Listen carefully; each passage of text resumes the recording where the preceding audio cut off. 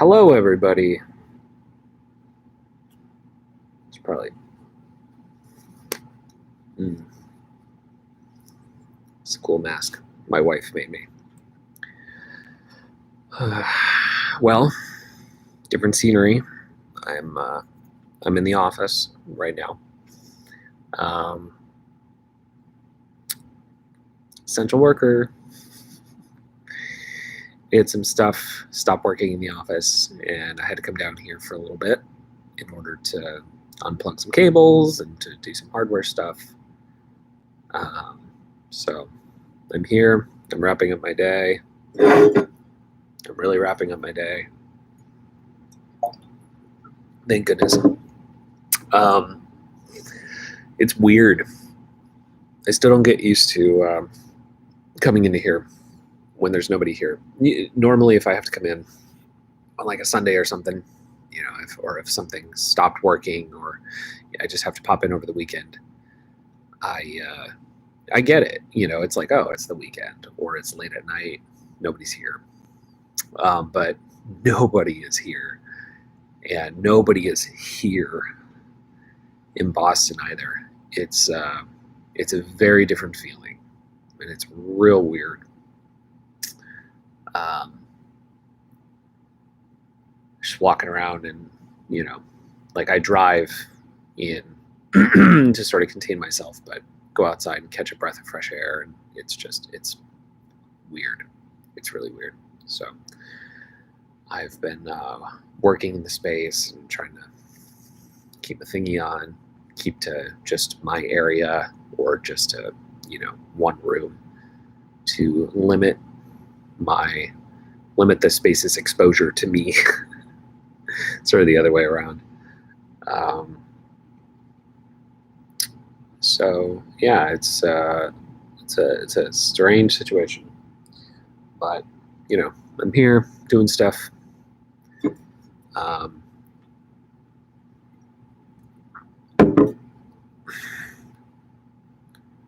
Hey, what's up, Chris? I have an audience this time. Nice. I was just saying that I had to come in and do some work in our IDF.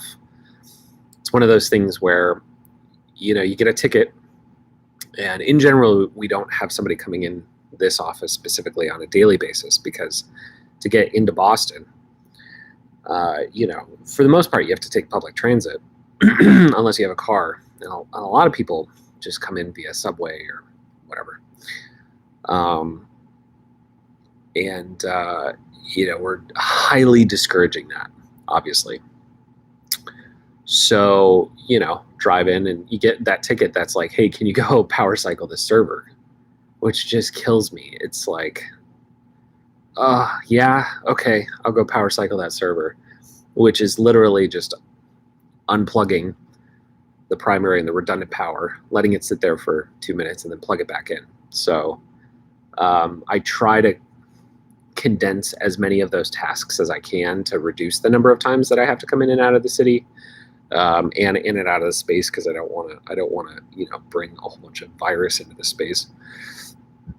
Yeah. So with that said, just been hanging out all day, and I was just going to come in the morning, but I had some meetings in the afternoon, so I was like, I'm gonna hang out. I'm gonna stay here the rest of the day.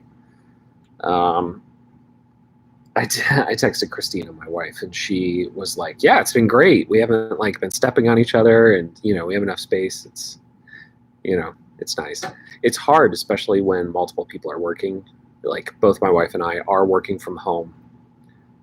Sometimes those days are the hardest because we both have to use the computer. We both have to be on video meetings, and between the two of us, and then having a kid who just wants our attention, which obviously, because we should spend as much time as we can with her, but also like she's got her own stuff, and usually her stuff is noisy. She's dancing, she's running around. It gets really hard, especially in a small space. So it was a nice change of pace, I'll say. I miss coming into the office some days, especially after all this. This isn't expired, right? No. Anyway, it's 5:30. It's time to drink. Mm. But yeah, it's still strange. It's strange to come into the office. We have all the lights off. We're trying to conserve as much energy as we can, not spend a lot of money. We've got all the TVs off. Everything is just dead silent. So I took some pictures while I was here just because, I don't know. I'm weird like that. Sometimes I'm like, I'm going to take a picture and commemorate the event, just to have in my Google Photos to remind me the year after. But like, it's weird, There's just nothing. Nothing. All the lights are off. We have toilet paper. Good to know, just in case. I'm just kidding. I would not take toilet paper from work unless I really needed to. I have plenty of toilet paper. Yeah, outside of that, the day's been fairly normal. Just running around doing tasks for folks. It's strange. It feels strange because it's like, especially wearing this thing around. This is made from my brother-in-law's old. What are these? Not ABUs, NVUs, NWUs, whatever these are. These are the Navy equivalent of the ABU. And we needed to destroy it anyway, so we made face masks. My wife made these because she's awesome. So walking around wearing this thing, trying to not breathe on everything. Whole new respect for medical workers who have to wear these, not even just these ones, but like the ones with like the plastic and metal pieces. Fuck, like hats off to those people. They deserve everything in the world. I'm like here. I'm like, I can't wear my cloth mask for like more than an hour. Such a baby. Shout out to those people. Like seriously, fuck. Privileged.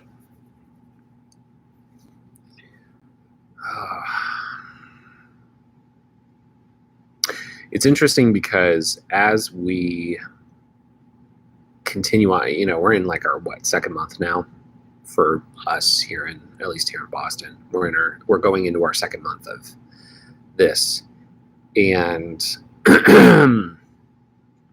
it's definitely hard to imagine what we're going to do on the other side of this. Like, how long is it going to take? Even when the cases go down and stuff like that, how long is it going to take for people to sort of begin to reintroduce into society? And it's interesting because like there's such a contrast between here in Boston and my family still in Arizona. I was living in Arizona not that long ago, and I grew up in Arizona, and it's just been such a different. Like, first of all, I think Arizona is sort of a little bit behind Boston because we just have a much denser population here. It accelerated a lot quicker here, but it's definitely been interesting watching this sort of the reception and the reaction to all of this between the two. Our AED's battery needs to be replaced. Clearly, I can't do that right now.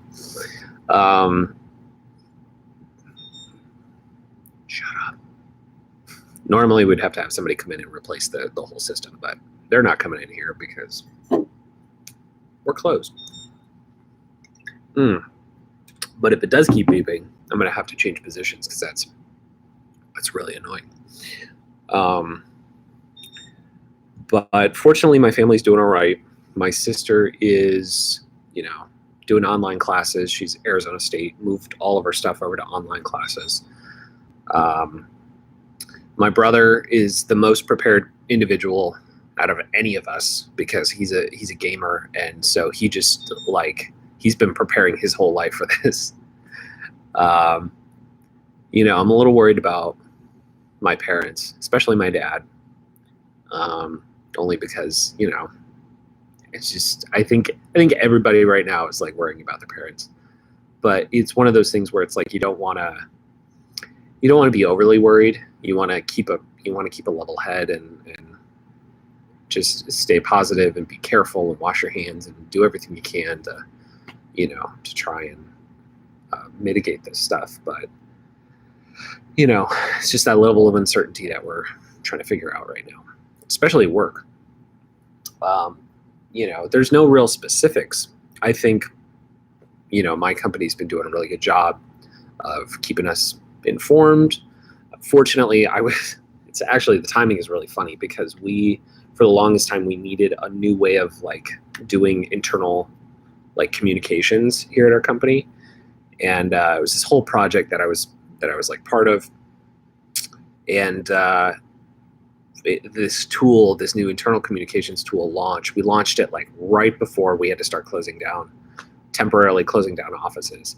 And it was like just in the nick of time where we could like get out regular communication to the rest of our company. So, it was pretty fortuitous. I'm pretty happy that I was able to be part of that and that we have that going on, because it's made a world of difference. But it's little things like that. It's, even in just my community, in my neighborhood, I've already seen a couple of places close down, a couple of restaurants. They have the for lease signs up and they're probably not coming back. And that's tough. And I think the businesses that are really successful right now, they had a strong following going into this thing. They had a strong social presence. They had all of these mechanisms set up to kind of stay afloat. And it's a pretty big wake-up call. So, I hate to see some of these places go under, but I hope we come out on the other end of this learning some things and being prepared for these kinds of scenarios. Although this scenario is insane. So if we can get through this, honestly, if we can get through this kind of scenario, we'll be good. I very much believe that. This is like pretty bad. I mean, the thing that could make it worse is like supply chain goes down and then we like permanently can't buy toilet paper. That would suck. But yeah.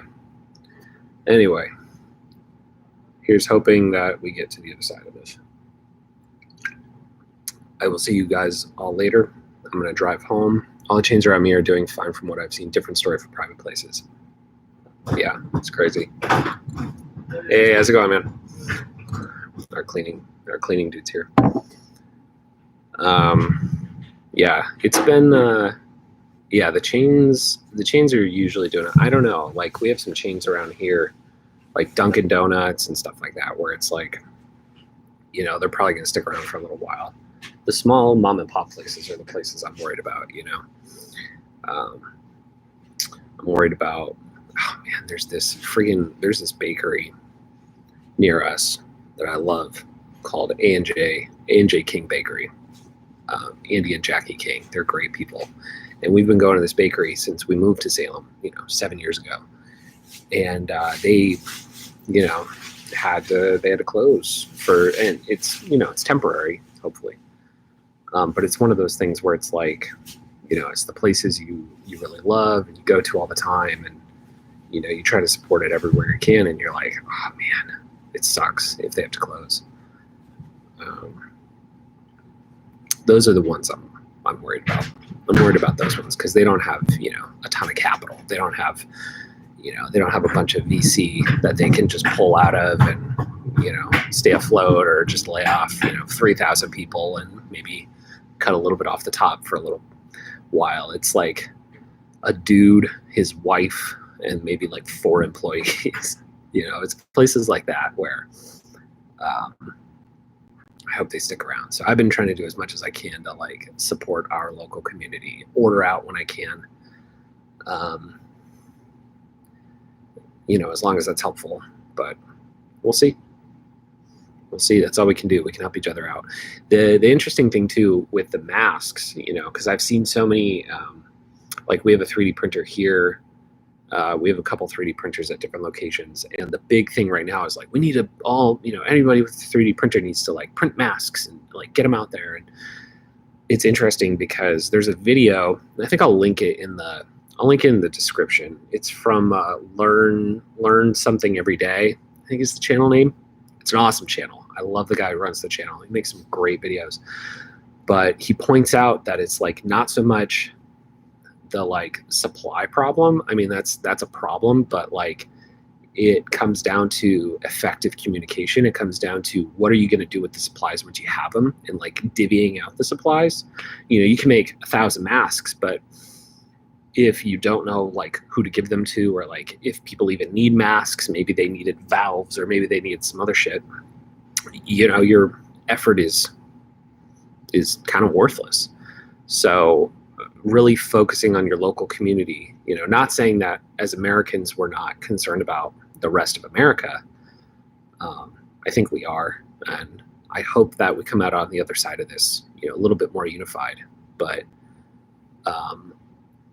in general, you know, a lot of this is going to come down to your local communities. It's going to come down to your state stuff, your neighborhood stuff, and that's, you know, that's what's going to have the biggest impact for all of us, I would say, is taking care of your neighbors. So hopefully some of the things we do, we're keeping those businesses afloat, and we're, you know, supporting those people.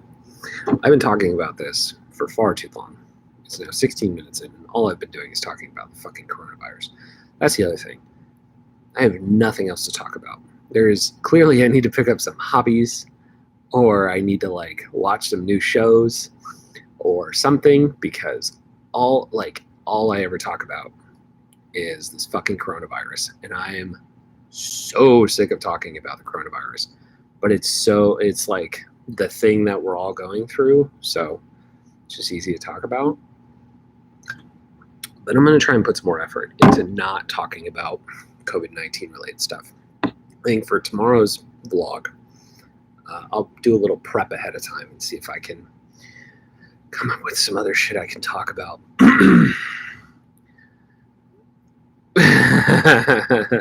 Chris saying there's a website I found, being home. It's called eBay. I've spent so much money.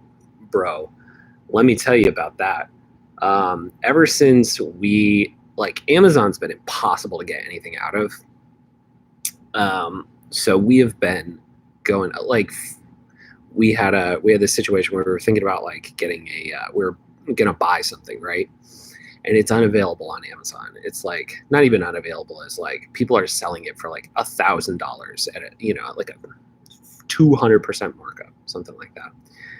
And we're just sitting there like, we've never had to buy anything. Like, we haven't bought anything not on Amazon in so long. Where the fuck do we get this thing? We could just go to a store, but oh wait, all of the stores are closed.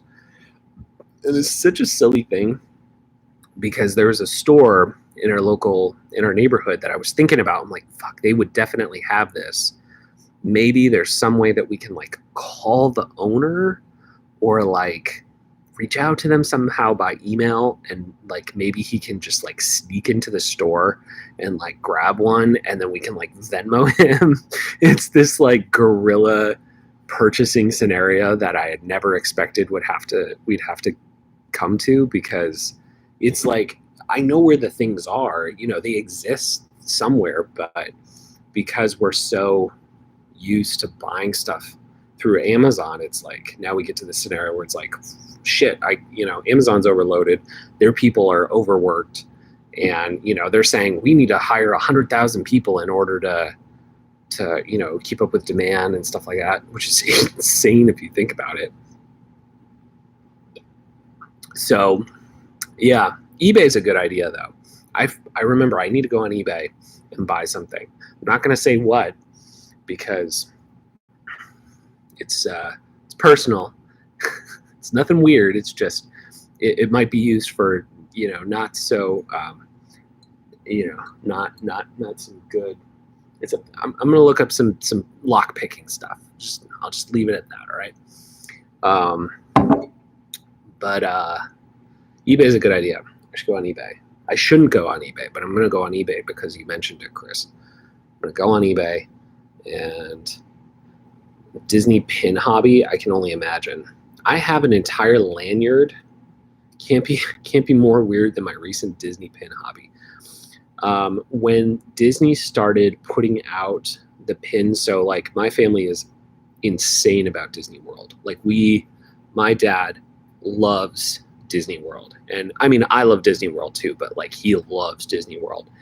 And when we first started going to Disney World, when I was like, I think it was like 7, 8 years old, something like that, is when they started doing the pins, the like little, and the lanyards and stuff, and they have the pin trading, whatever.